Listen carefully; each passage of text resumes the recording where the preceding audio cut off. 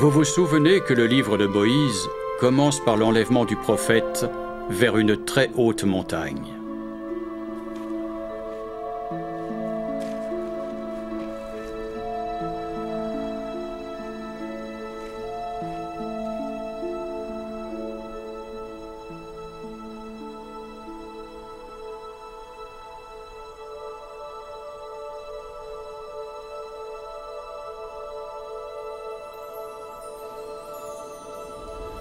Où la gloire de Dieu fut sur Moïse.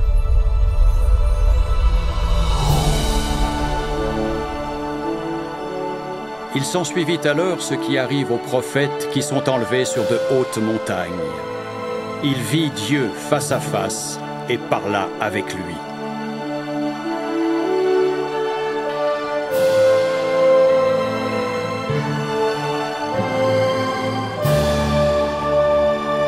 Moïse, tu es mon fils, c'est pourquoi regarde, et je te montrerai l'œuvre de mes mains. Et Moïse vit la terre. Oui, toute.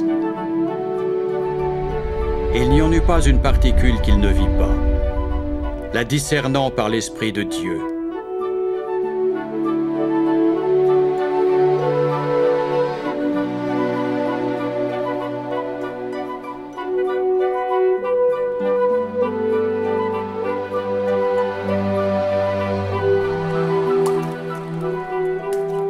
Et il en vit également les habitants, et il n'y eut pas une âme qu'il ne vit pas.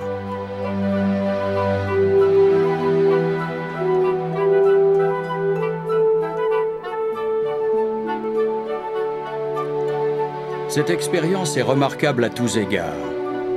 C'est l'une des plus grandes révélations données au cours de l'histoire de l'homme.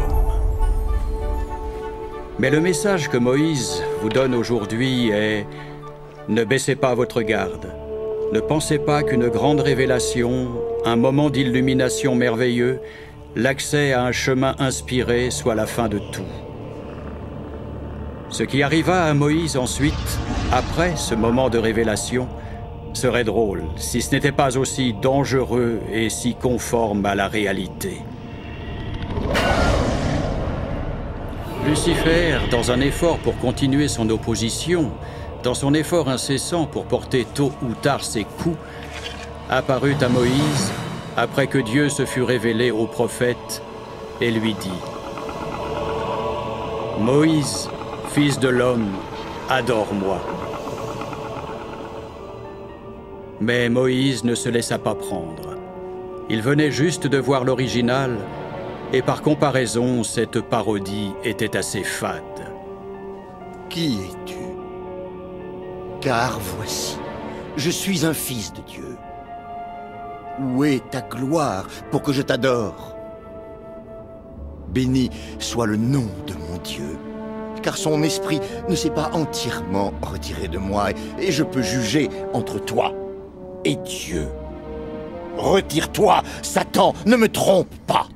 Le récit rapporte alors une réaction à la fois pathétique et effrayante.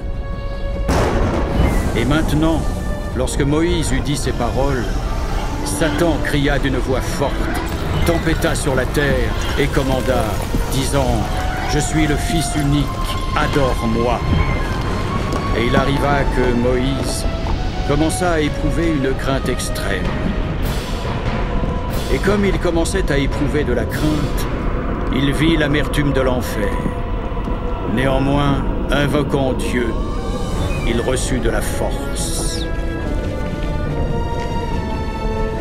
Éloigne-toi de moi, Satan, car je n'adorerai que le seul Dieu, qui est le Dieu de gloire. Alors Satan commença à trembler, et la terre frémit. Au nom du Fils unique, retire-toi, Satan! Et il arriva que Satan cria d'une voix forte, avec des pleurs, des gémissements et des grincements de dents, et il se retira. Nous pouvons être sûrs qu'il fera d'autres tentatives, mais il sera toujours vaincu par le Dieu de gloire. Toujours.